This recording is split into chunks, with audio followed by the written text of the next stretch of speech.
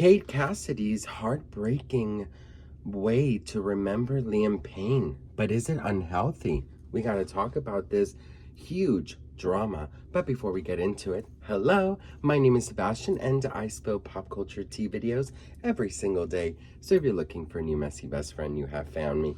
You guys, welcome back to my channel. If you are brand new, whole vibe is like we're on a FaceTime call. And today we are FaceTiming from, of course, my very sparkly closet. And I am still getting through being under the weather. So I apologize if my energy is not 1000%. But if you know, you know. But best friend, I wanted to talk to you guys about this because I saw this and it has raised a lot of eyebrows. And a lot of people are saying that this is not the healthiest thing to do when remembering a loved one who has passed. Check this out, best friend. So Kate Cassidy, Liam Payne's girlfriend, is getting a little backlash over her use of AI. So fans have been creating AI images of her and Liam as if like it was a current picture. So pictures like this, oh my god, that looks so freaking real. Pictures like this, that is so crazy. And it's so crazy how it's going to be a year since Liam Payne passed, by the way. So people are basically saying that this is really unhealthy. And here's the thing. As somebody who's gone through a lot of grief and currently going through grief, I just lost my aunt 3 weeks ago. I have to say that not every grief looks the same. Sometimes you got to do things that bring you some comfort. Sometimes you got to do things that just give you a little bit of peace. And the only thing that concerns me is that I believe that this might be causing a little bit of pain because it's basically showing what could have been. So personally, I don't think I would be able to do that. But if this brings her peace, then I don't think anybody should be telling her how to manage her grief. You know what I mean? But damn, the pictures look so freaking real. I don't know. For me, I don't know. She writes, thanks for making these AI. It's such a blessing and a curse. So I'm sure she definitely understands it. But I don't know. What do you guys think? Let me know in the comments. I think people are really rough on her, to be honest. And it makes me really sad. Because what she shares on TikTok and on her socials about grief, I think that it's so real. And I think it is helping so many people navigate grief. And I think it's okay not to be okay. And I think it's okay to say, I am feeling like shit, or grief is a roller coaster. So what do you all think? Let me know in the comments. I'd love to hear from you all. And Kate, I'm sending you so much love. All right, so listen, I'm no stranger to grief. You guys know this Monday is going to be 1 month since my aunt suddenly passed away, which is so crazy for me to even say those words. You guys know that I'm no stranger in losing. I lost my brother 13 years ago. It's going to be 13 in June. And, it's crazy. Grieving is crazy. I'm a roller coaster. And I feel like it's just a nonstop roller coaster. You can be happy one moment, you can be sad the other, and you can be all around. And we all have different ways of coping with grief. There is not a correct way to do grief. And Kate Cassidy has definitely raised a lot of eyebrows.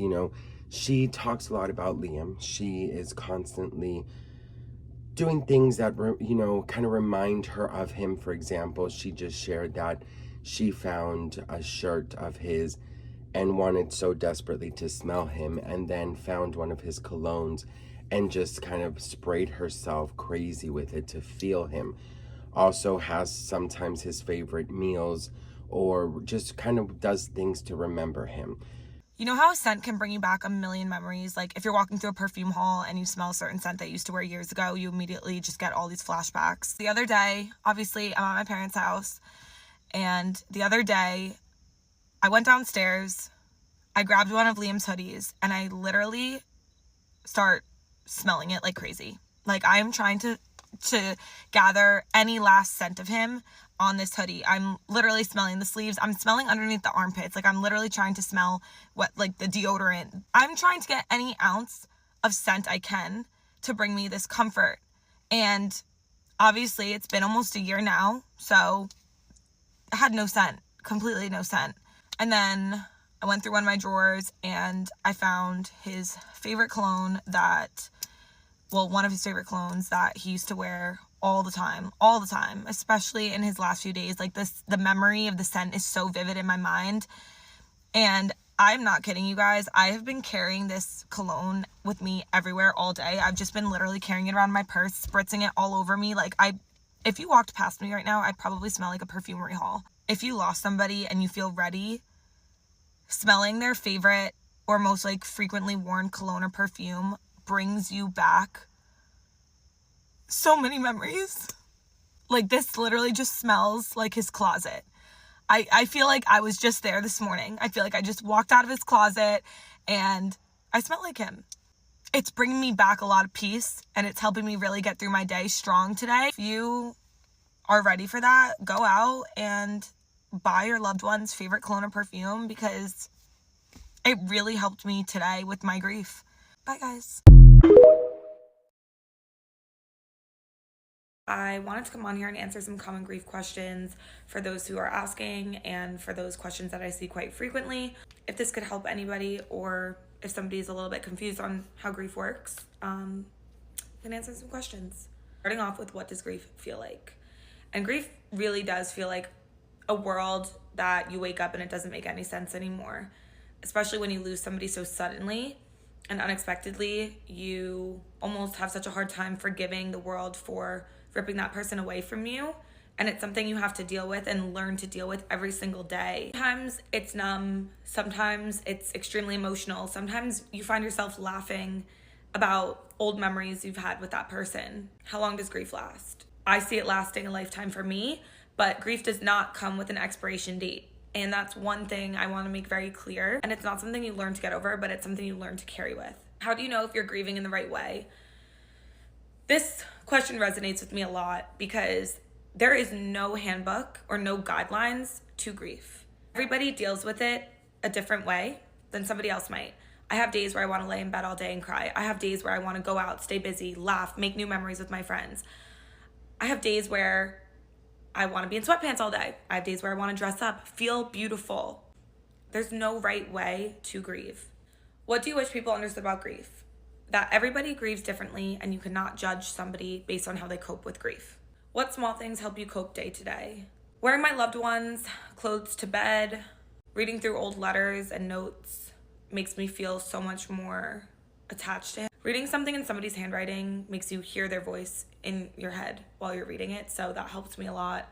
And looking through old photos and videos, it doesn't always have to be sad. Grief is a reminder that you were able to experience love. And I'm so lucky to have experienced that with Liam. Okay, we'll do this last one for now. Is it okay to laugh or feel joy again? Yes, it is okay. Whoever you lost would not want to see you suffer. They would want you to live your life. So it's okay to feel joy. It's okay to laugh. You're allowed to keep living. They would want you to. I'm almost done chewing. Scrolling through my comments, and he actually hated her. If he hated me, girl, would he write me a whole book? Because I don't think, quite frankly, I would write somebody a book if I hated them so much. I'm gonna go read my book now that my boyfriend wrote me. Did he write you one? No.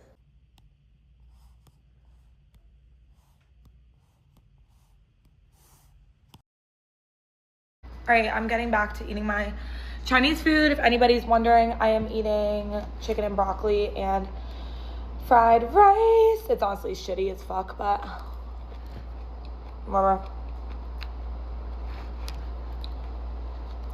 Bye, guys. All right, so here's the thing, okay? Like I said, grieving, there is no right or wrong way to do it.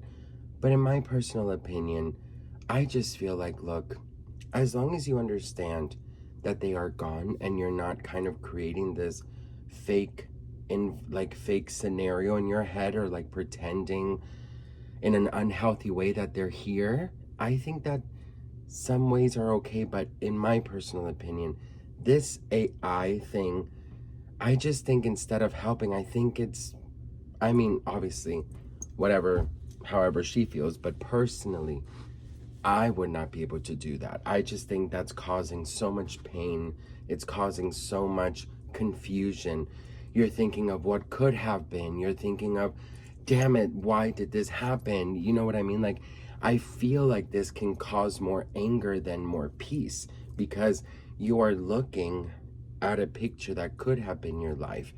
And unfortunately, that's not your life. So I think there are ways to honor and remember and treasure, but these things, in my opinion, are a little bit, I couldn't do it. I mean, listen, if this is helping her somehow, then good for you, girl. But personally, me, I don't think this is the best way to do so.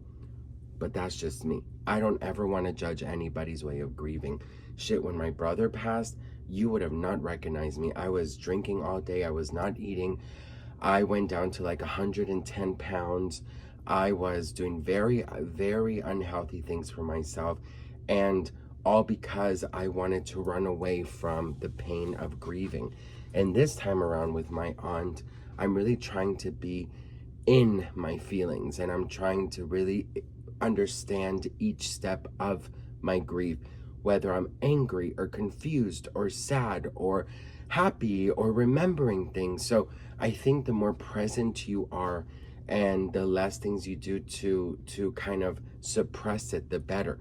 I've done both, you know. I've suppressed it till I can't anymore, till I even thought that I was talking to him and seeing him. So I, of course, understand that she is looking for some kind of just peace and comfort, and I get it. But I don't know, maybe like a couple pictures, it's okay, but I think people need to stop tagging her in this because I just really feel like it's reminding or showing her what could have been her life with Liam. And I just don't know how healthy that is. But what do you guys think? Let me know in the comments.